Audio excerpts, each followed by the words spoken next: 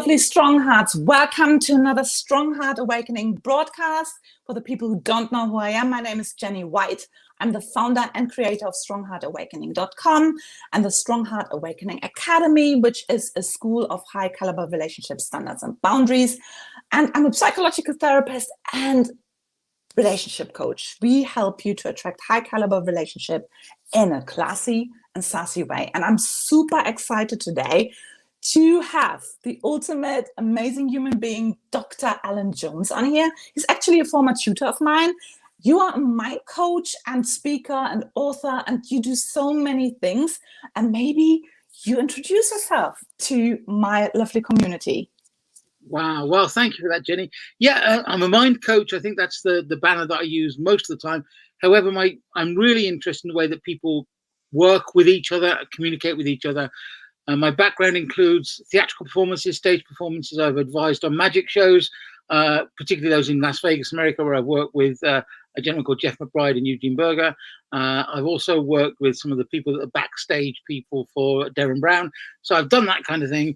I've performed my own mentalist show, mind reading show, which is all based on psychological principles and body language. And that brings me to what I'm talking about this evening, body language. Yes. Getting the most out of how we present ourselves and how we can learn to judge in a fair way other people's presentations to us, especially in the relationships. Body language and relationships are crucial.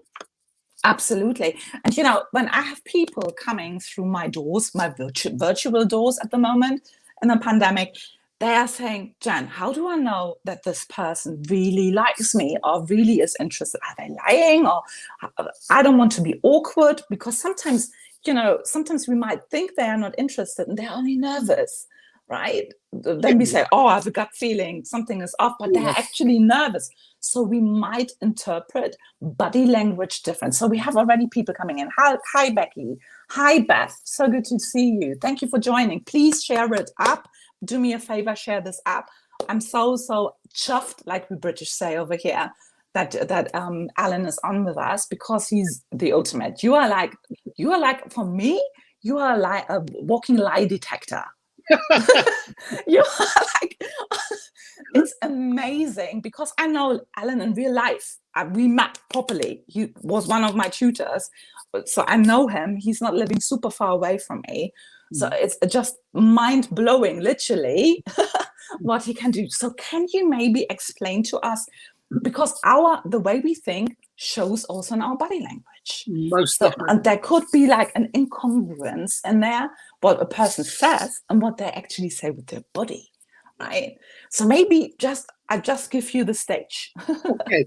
Well, that's got. I mean, the first thing to say about body language is that we're very good at judging it from very early on. Our first communications with our parents are through the way that we express what we want through our body and through our gestures. And we have this natural kind of understanding of when people are angry or when people are sad, simply by their expressions and their bearing. The study of body language, however, takes a different approach. It's not just one thing that makes you understand body language. It's a whole cluster of things. I think the eyes, the stance, the legs and feet are particularly interesting as a whole bit of body language I'll talk about in a moment. And the challenge here, and I think, Jenny, you know as well as I do, that we are understanding the world that we see through our own filters, through our own stuff, through the stuff that we've got in our past.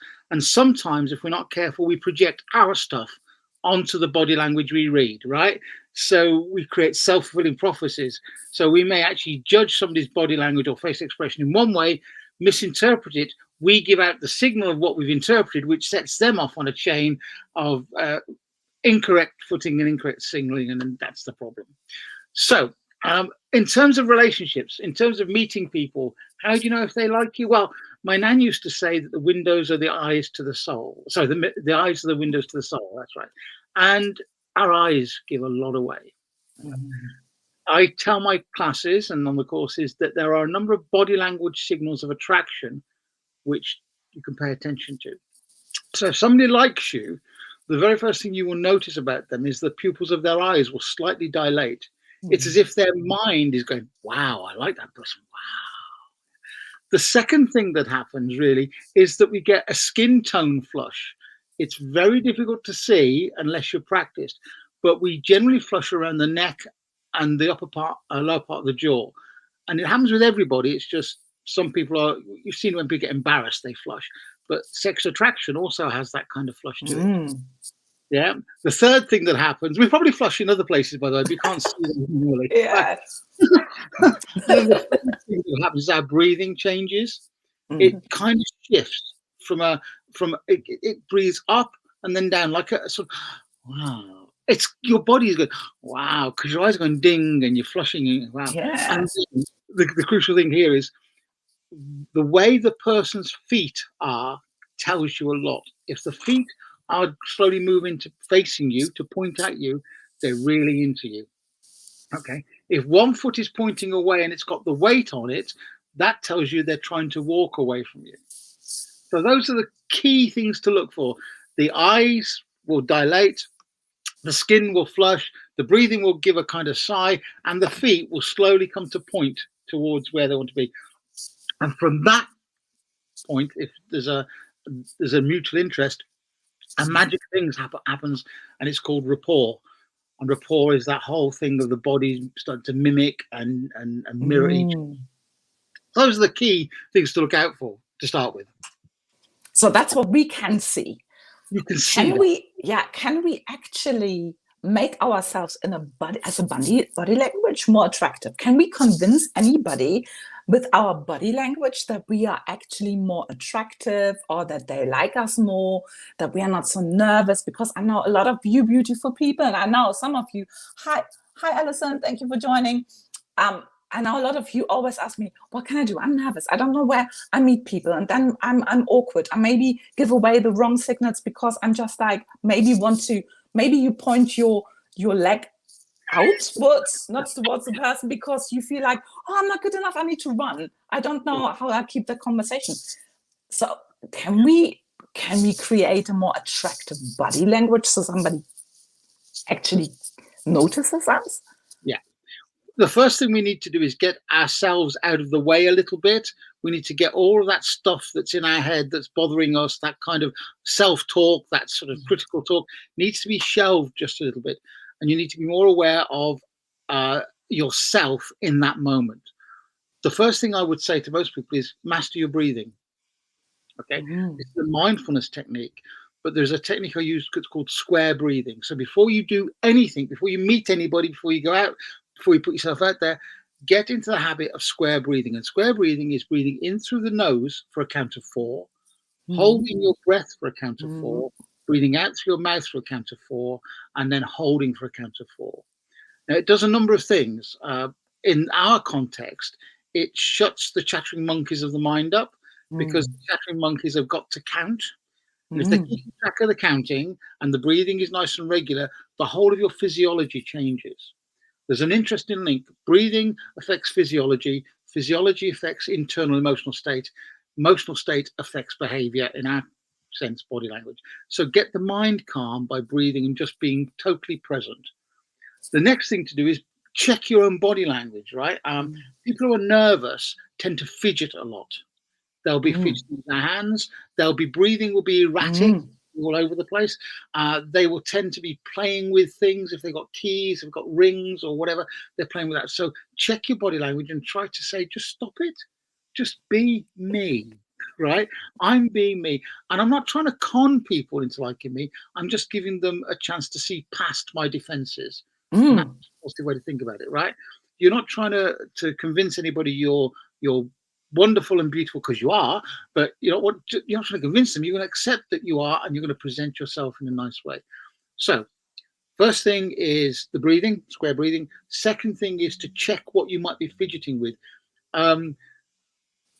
Mostly women, if they've got a handbag or a clutch purse or something, they will grip that for dear life when they're nervous. They'll wring the hair out of it, right? And you'll see it. You just go and watch people. You will see the whites of the knuckles, right? Because they're frightened. Because I get, when we're frightened, we're trying to hold on to our composure. So just be aware that loose gestures, loose hands are often more inviting. Now, The next thing is to smile, right?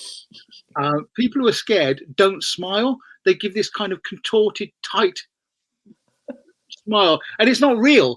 And people go, "That's not real because that person's fake." Mm, So mm, just mm, smile. Just mm. smile. It takes less muscles to smile than it does to frown, right? So remember that, and just smile. Keep your breathing steady and smile. And if in doubt, don't say anything. Because the other thing about nervous people, they're doing what I'm doing a little bit now. I'm not nervous, but I'm actually aware that I'm talking very fast because I want to get this stuff to you. I want to get this out to I you. am the same. I'm the same, Alan. Yeah. I'm the same. Yeah. It's but actually, the faster you talk, the less you come across as confident or positive or even worth listening to. So if you slow your speech down and nod a lot and try not to answer questions before the person's finished asking them. Very Mm, difficult on Zoom because or videos because we're constantly anticipating the next thing. A wonderful quote by a guy called Stephen Covey, and that is that most people listen with the intention to reply rather than the intention to understand. So create a pause. If somebody you're talking to and you really like them and you've got all this body language stuff going on that you can't control, what you can control is the pace in which you talk and the way in which you pay attention. There's a secret. I used to tell all the people, I did presentation training for people like Xerox and mm. JD Logic and their sales teams. I said, no, if you want to get attention in a presentation or in any situation, you have to give attention. You don't get nothing for nothing. So if I want to convince you that I'm worth listening to, I will give you all of my attention, my focus. I will nod. I will go, we've been doing it a lot right now. Yeah, nodding is a fantastic thing. We will smile and we Mm. will give the attention that we want. It's not about working for it in terms of getting, it's working for it in terms of giving. And when you give attention to somebody, that's when they start to find you interesting and attractive. Does that make sense? Totally. This is what I'm saying all the time. Didn't I, strong hearts? I always say that all the time. You know this also in my group. I'm saying, listen, this is limited edition in this world. People not listening. They go onto dates or something, and all they do is trying to sell themselves. And then they talk, talk, talk, talk, talk, talk, talk. They don't listen because they're nervous. So they're talking over each other. This person is maybe like, heck, what's going on, right? The person in front of you, or I don't know. And it's really important that we listen, ask questions, and let them just talk. Open questions, just let them talk, get them to know, because it's so rare. And don't you think also, because you mentioned eyes, eye contact is so important. Yeah. Not looking down, don't look at your phone. Yeah. If you respond, I would always say, like, eye contact is important, warmth, not just interrogating them, right? Here's my list, by the way. Do you have a job? How much do you earn? How many ex-girlfriends or boyfriends do you have, right? How often were you married? Are you for marriage? Yeah. You think, gosh, what is that? That is like an interview.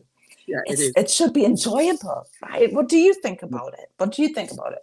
Yeah, it's a kind of, I liken it to a game of tennis where you've got really good players playing tennis and there's a rally going backwards and forwards, or a ballet or a dance. That's what we need to think of. It's not about trying to beat your opponent into submission to convince the person you are worth listening to. It's about giving something back and dancing with it and that flow. And when people are good at this, you notice they have a flow. There's been lots of psychological experiments that have shown that when people have gone on blind dates and things and they've been rated by other people as to whether they found them attractive or not, the people who listened more than they spoke were often rated more attractive, just generally, because the people get that they're interested in them and they're not trying to sell themselves. So be interested and ask conversational questions. It's a real trick, a neat trick as well. If somebody tells you something, I don't know, and I used to, I know, as a stunt, I got chained up and thrown into Falmouth Harbour to see if I could escape from it. There you go. If I told you that in a conversation, there'd be part of you that we wanted to go, what, how, when, and you'd be full of questions. The easiest thing to do is to stop the questions by repeating back what I just told you. What, you really got chained up and jumped into Falmouth Harbour? You're just feeding back what I've said to you, but with interest, and then they'll offer some more information, and then you can ask the questions because it's showing that interest and amazement. Open the eyes. So there's another thing that's going on that we can talk about in a second, and it's called micro expressions. When people talk about body language, they talk about the stuff that we can see and the stuff that is very obvious if we know what to look for. But the other thing that happens is we have our emotional expressions are in small expressions and movements of the face called micro expressions. They last about a tenth of a second, very quick, right?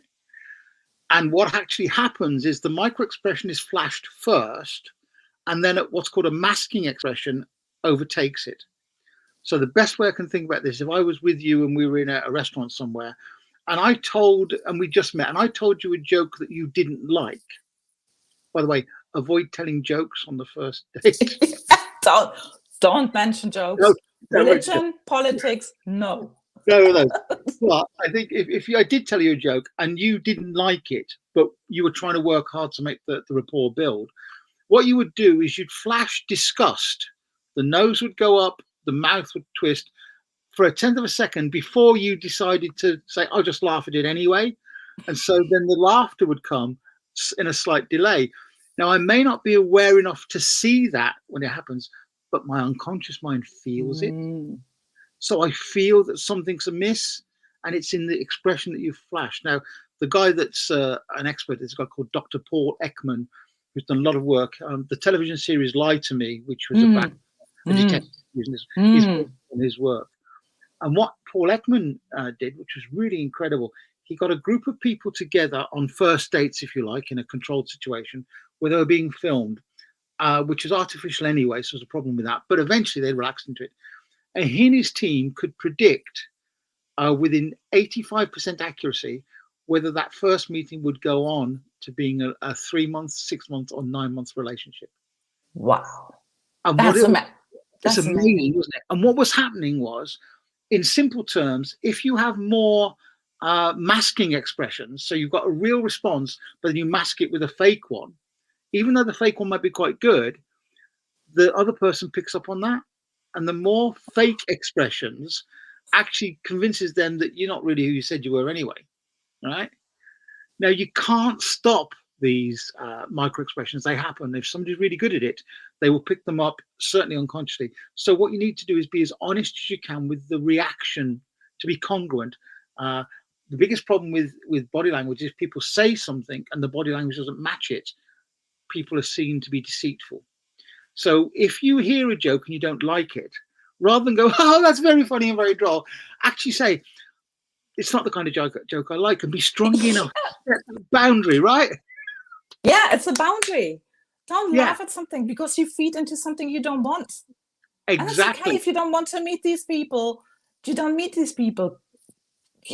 Thank you, Alan. Yes. Absolutely. Sorry, something popped in my head. I interrupted you now. I was thinking, it's typical me, you know me. I thought, what are all these beautiful people do who use Botox? Because, sorry. Yeah, you know me. I'm like, my mind, you know me. So what do people do with Botox? So they might not be able to have these micro expressions. Depends on how Botoxed up you are. Yeah. Do they have a disadvantage? Should we stay off it and say, okay, we have some forehead lines, it's great, but at least we can bring more attractive kind of mimic across than having like just a mask? Sorry, I had to ask it before I forget it. The Botox thing is really quite interesting because it does tighten the skin, which is what you wanted to do, but it limits some of the expression. However, the eye movement will still be there and the nose wrinkle will still be there. So when we discussed it, we kind of do this kind of thing. Well, we do that very quickly. And so the nose will still wrinkle. Maybe it's a distorted wrinkle if you've only Botoxed one side or the other. I don't know. I don't do Botox. So, but I think being aware that that could send out the wrong signals and incorporating that in the way that you do other things. So if you're showing warmth towards a person, the tendency will be to lean in and nod a lot. The kind of gesture where your hands like this, that's quite an intimate, attractive gesture if done quite quickly. Because you're now tilting your head. And if you tilt your head, as you're looking at me, if I tilt my head to my left, Mm. I'm actually signaling to you that I'm ready and in touch with your feelings, because your feelings are Oh, visually to the right. interesting. Look at you. Yeah, So, this so is cool. if you will know, because of the work you've done, when you're counseling, you will tend to listen with your head tilted to one side, Mm. right? And the side you tilt your head to is the side that actually is getting you to be in touch with the feelings of other people. But they notice that too, because when their eyes move to the opposite side, that means they're accessing feelings. Okay, It's amazing. It's just so amazing. And you can read that. Can we we can read. train that? Can we? I mean, you have now experience, like decades of experience, isn't it? In regards to reading body language. And of Yeah, course, sometimes we maybe are insecure and giving something away. Of course, we cannot fake everything. no, If we could, we would be the best actors. And I was interviewing last week just an actress in Las right, Vegas, Los Angeles, Los Angeles, and she was talking about act as if, right, which is interesting. definitely. Yeah, But we never can be, if somebody who's as professional as you, it's difficult to hide things, because I know in courses with you and everything like that, when you've done something, your magic trick with your um, the dice you yeah, had, where you said pick something, and I think I picked the star, and you knew I picked the star, and I was, what? And you said easy, is it? That's like, and I was, that's interesting. That is interesting. That's interesting. it is. Yeah, but it's so. How is there anything what we really easily can control? Like you said, like breathing, eye contact. What do shy people do? If shy people, you said breathing is one of those things, but some people might be really super nervous. I mean, I always recommend strongly, do not on your first date drink on an empty tummy, because lots of people do this and then it can go very wrong, right? Yeah, I think that thing about first impressions. Let's talk about that for a moment, because Mm, most people get the first impression of you or me mm, within about 10 to 30 seconds. That's it. mm, Within 4 minutes, that first impression becomes a lasting impression, and it's difficult to shift. So mm, when I talk to people about this, the things that we tend to notice in order, psychologically and unconsciously, first thing is smell. And that might sound really odd, but actually it's part of our basic human animal system. And the kind of smells I'm talking about here are too much cologne or deodorant, right? They're a big mm. turn off, right? If you do smoke, and I'm not a problem with that, don't try and cover it with mints, because to a non-smoker that is it's disgusting, right? So smell is the first thing, and of course that goes out saying about body odor and all that. Mm, Now, the second thing is overall color. Okay, no, it's not mm, skin; it's the clothing and the match. And there are colors that we know personally clash, and we know personally are harmonious. So, in many ways, blues and purples are kind of harmonious colors, whereas mm, striking red something can be an high energy kind of alertive thing. So it's the color that's noticed. The next thing is body posture, and this is what where we mm, want this. A nervous person will look down, they'll be focused on their tummy, and their head will be down, and they will rarely look up. And they will try to make themselves small, right? So one way that I've trained actors to work for this is to blow yourself up before you go to the meeting. By that I mean practice shoulders back and extending the chest, because confidence comes from the high body position and this kind of yeah.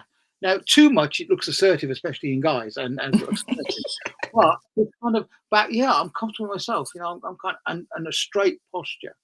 We notice these things very quickly within the first 10 seconds or so.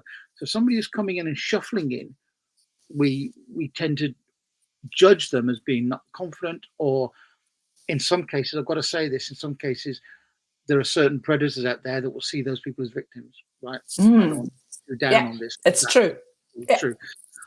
Then the next thing that people notice is the foot position, how they're balanced, and then finally their tone of voice. Not what they say, their tone of voice. So a nervous person, when they meet somebody, may do all the greeting things of the smiling and the nodding and all that kind of stuff, but then they'll talk far too quickly. Hello, my name's blah, blah, blah, blah. Yeah. And the person has got nowhere to go because they haven't heard your name. They haven't got used to your tone of voice. So the thing that's really cool here is give people a chance to get to know your tone and your voice and your dialect. So don't gabble things out. A slow, good evening, my name's Alan, how are we doing? That then they can cut on to the fact I've given them a greeting, I've given them my name. Names are crucial, by the way. You know, They are. if you don't remember that person's name, you've blown it. Right? I'm just looking at the comments. I don't want to ignore it. Yeah, you need yeah. You need to. So the best way to remember somebody's name is to repeat it immediately after in a different context. So it says, hello, my name's Alan. You can say, hello, Alan, pleased to meet you. My name's Bill.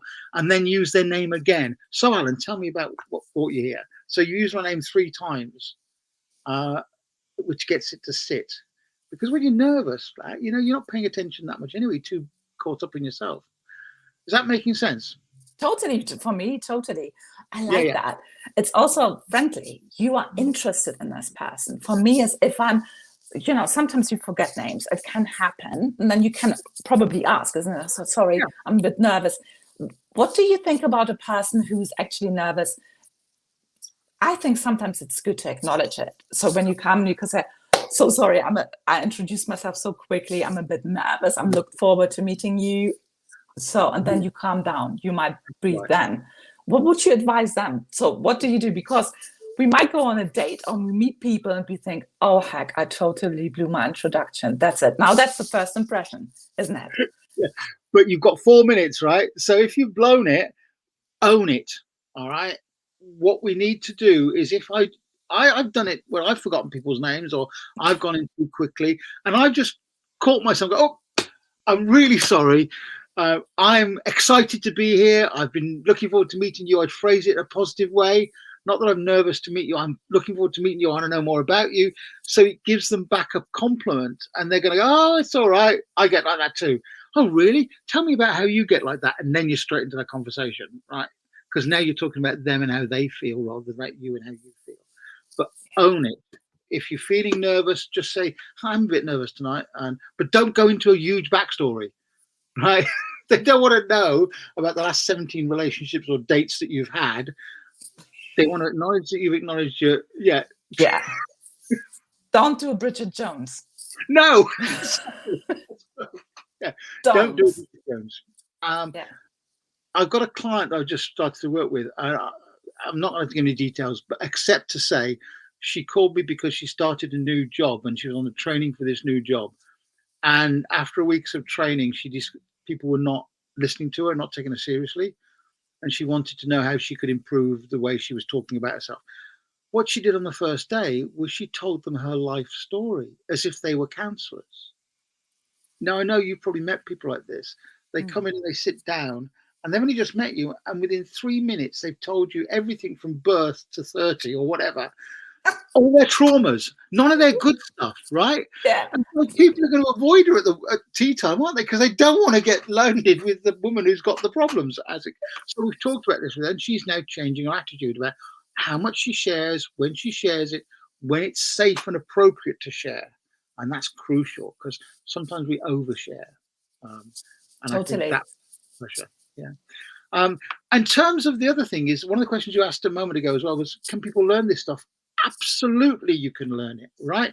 There is no skill that anybody has that you cannot learn.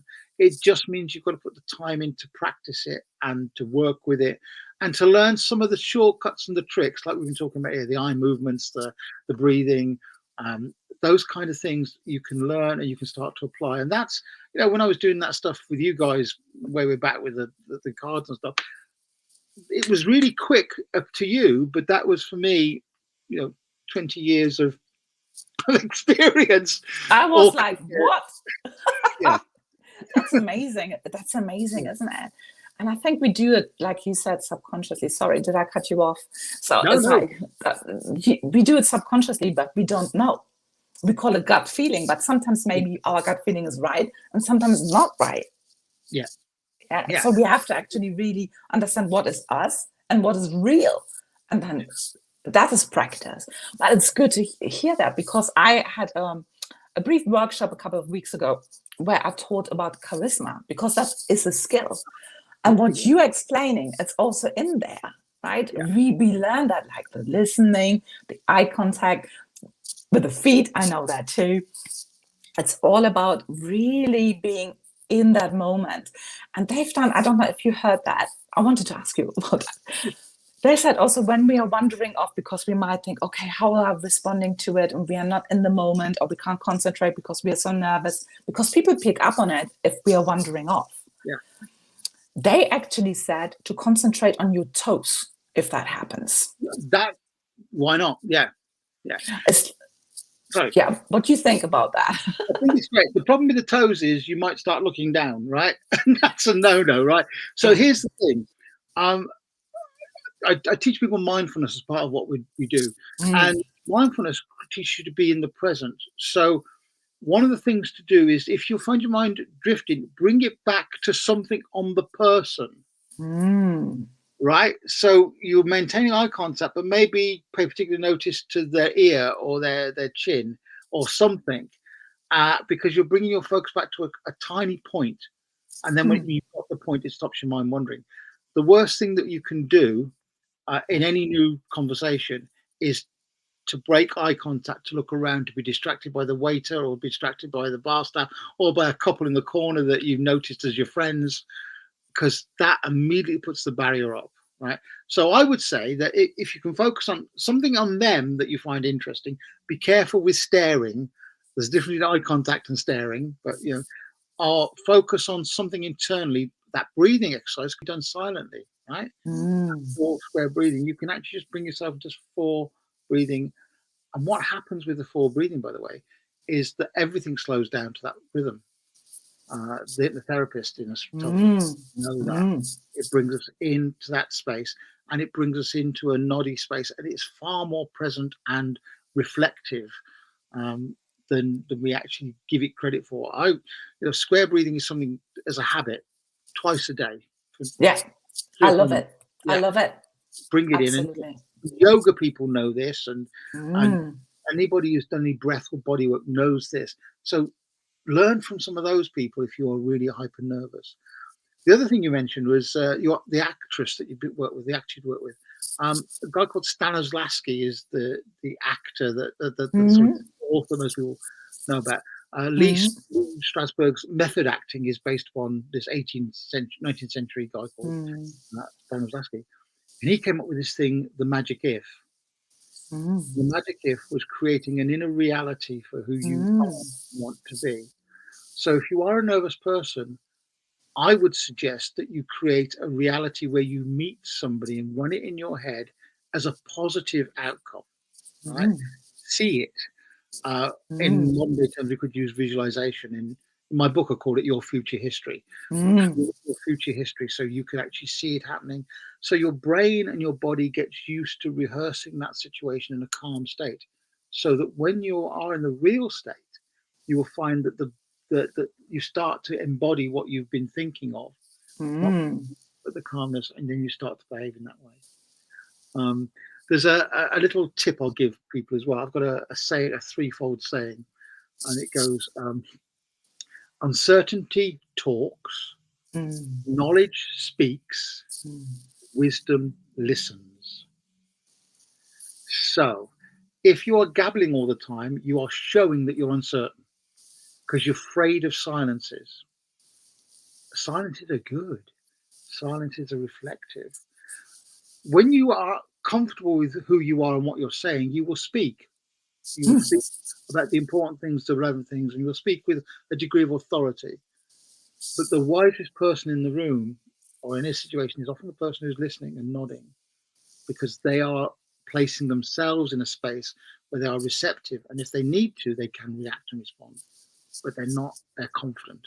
The people that are quiet in a room and sitting comfortably, they're the people that I find more interesting. So if I ever go to a social function when COVID stops being a problem, I will watch the people in the room, and if there's somebody sitting quietly, and looking and nodding and not saying too much, that's the person I want to talk to, because that person is getting a view of the whole room. They're not sitting on their own because they're nervous and all hunched up. They're actually open, they're relaxed, and they're saying, right? Become the sage in your dates, because that person wants to know more about you, right? Absolutely. And it's weird because I've been as a child like that. If you go to parties and I was like the perfect child in that way. Not in other ways, but in that way, it's like sit her down in a party and I was observing people. I was like observing people, not necessarily as a teenager, but as a child. That was really interesting. I still like it.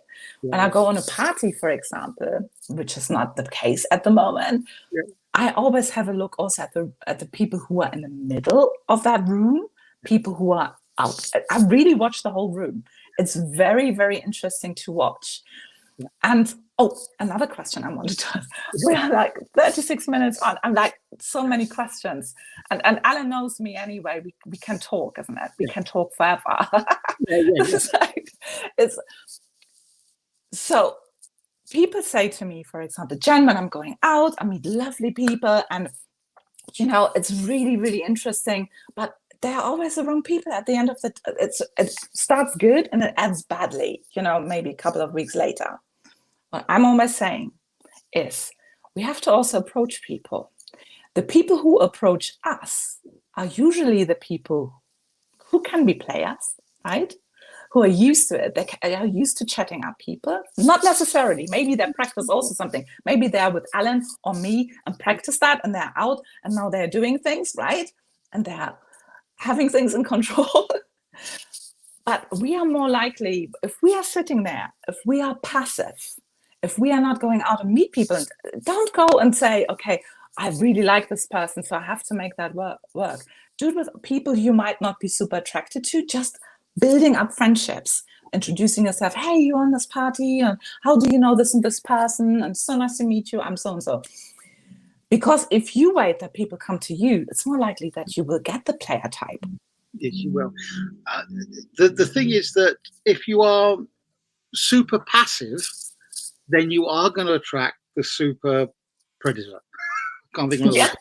Yeah, and they will hone in on that, and they will be the player. Yeah, so it's important to balance your stillness and non-engagement with this thing about. It's almost if you're ready to start a conversation with somebody to start with. So if I'm watching people, I may be watching them. I'll make eye contact, and I will look at them, and I'll maybe nod in their direction, which then says that I'm kind of interested in what's going on over here, and then I make the move towards that group. But I don't try and sell myself in that group. Again, I do more listening, and if there's somebody I really want to talk to, I may actually say, "Can we talk more about that?" And if it's appropriate, can we go and sit down and have a chat about this? Don't try to sell yourself too hard. This applies to salespeople as well as, because we're trying to get them. When I go to sales meetings with businesses and say they want to tell me about their agenda for their sales meeting, I say they've only got one agenda. Any salesperson's got one agenda, and that is to get a second meeting. Right? Your agenda when you're going out meeting people is to make selective choices about that second meeting, right? Don't try and put all your eggs in one basket for one meeting. Don't build too much onto it. Don't focus on the hunkiest person in the room or the most attractive person, whatever because you'll be, at worst, you'll come across as desperate. Does that make sense? Yeah, now, totally. I don't know whether you've noticed this, but I certainly have noticed, sort of having lots of friends or being in social circles or living in London and stuff. It always seemed to be the way that the person who hadn't got a partner could never make contact with somebody they felt was ideal.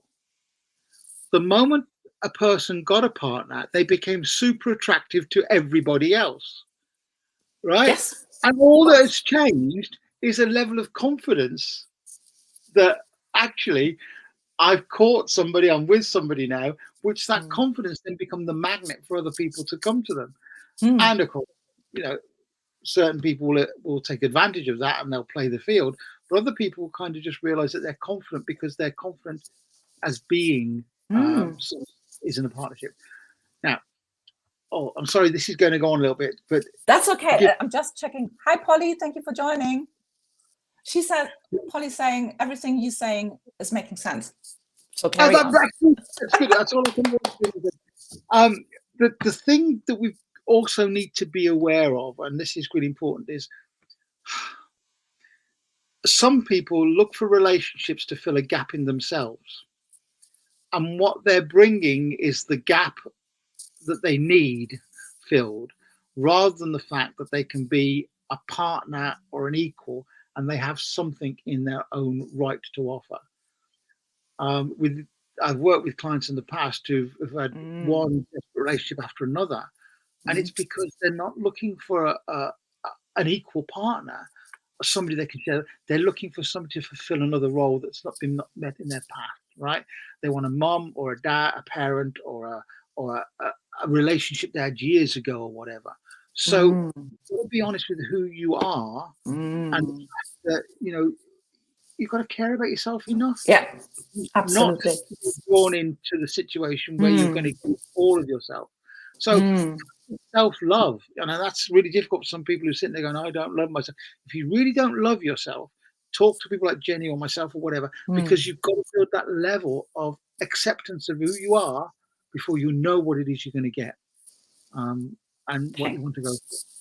Absolutely. And I heard that, I don't know where I heard that, but I heard that if you are empty, you look for your other half.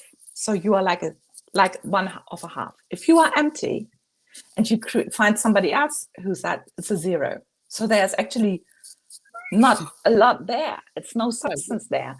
If your thing is full, or hopefully nearly full, we don't want to talk about perfectionism now, but if your half is full, you are solid. You have a good foundation. There isn't, you have a good foundation. So work on yourself. Of course, the other thing is we learn through relationships. So sometimes people don't enter relationships because they highlight always the next level they can improve, right? I know people like that too. You learn through relationships, and hopefully you own your vulnerabilities and insecurities and be honest about it, but work on it. Definitely. And I think if you can do that, then you're starting with a foundation. The wonderful Sufi poet, Kahil Gibran, said that two trees don't grow in each other's shadow. These two relationships, two people don't work if they're overshadowing each other, because all they're doing is meeting each other's needs at the lowest level possible. Being an individual within a relationship gives you that firm basis, and you're not putting all your baggage onto another person. You're not treating your potential partner as a therapist, for example.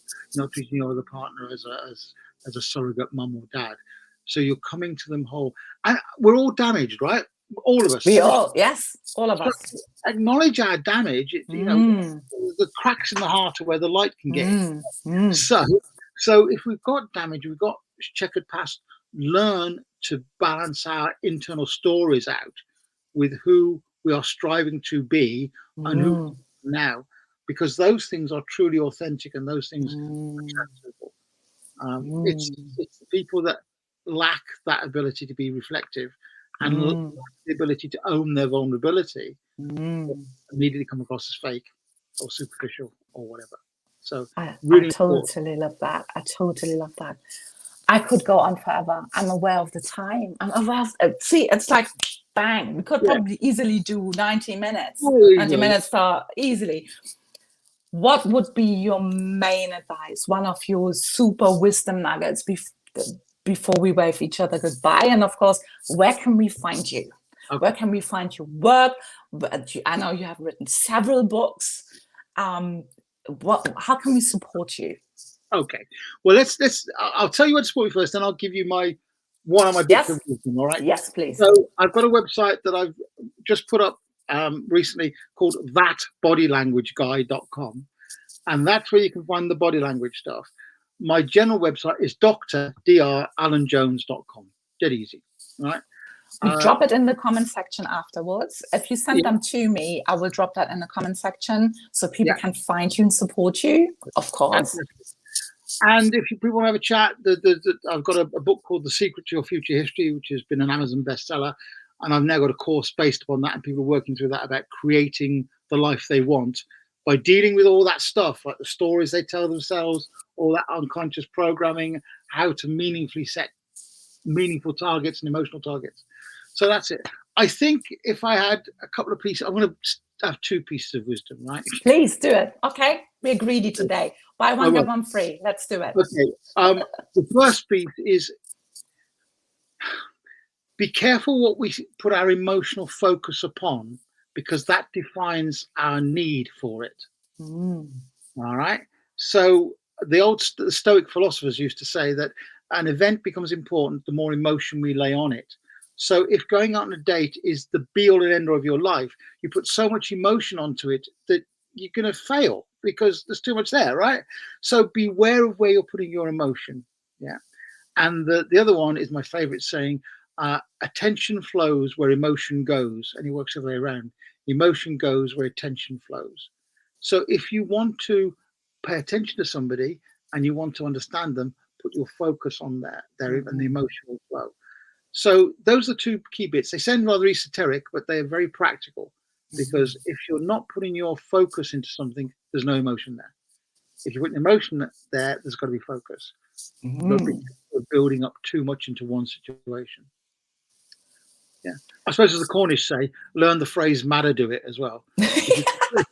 If you completely mess up in any situation, matter do it, I'll try again, and learn and move. And do so. Don't beat yourself up if you've been on a date and you thought, oh gosh, that was a car crash, right? That was completely. Don't beat yourself up. We all learn. Doesn't matter. We always meet twice in life. That's what the Germans say too, by the way. And so you don't know.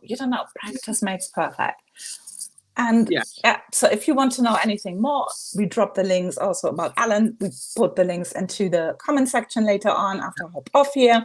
And of course, reach out to me, DM me. If you want to work with anybody of us, with Alan or me, let me know. And have the most amazing day wherever you are in this world. Stay safe. So good to see you all. See you in my group tomorrow at 2 p.m. Eastern Time, 7 p.m. UK time. And of course, don't forget, we start our workshop on Monday. If you want to have enter a free workshop about boundaries and standards, reach out to me too. And Alan, please come back. I think people love them. They all laugh and they understand that what you are saying. It's makes total sense. There are lots of laughing emojis.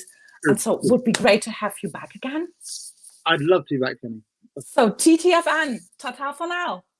Bye, guys. Thank you for listening.